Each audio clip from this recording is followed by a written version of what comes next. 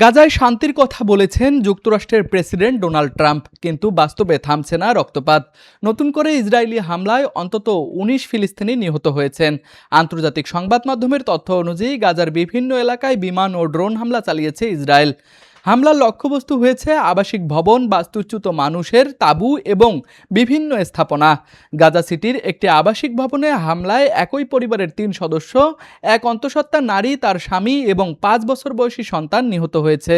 এছাড়া খান ইউনুস, দেইর আল Balah, Jabalia শরণার্থী শিবির এবং আল মাওয়াসি সহ বিভিন্ন এলাকায় পৃথক হামলায় আরও প্রাণহানির ঘটনা ঘটেছে।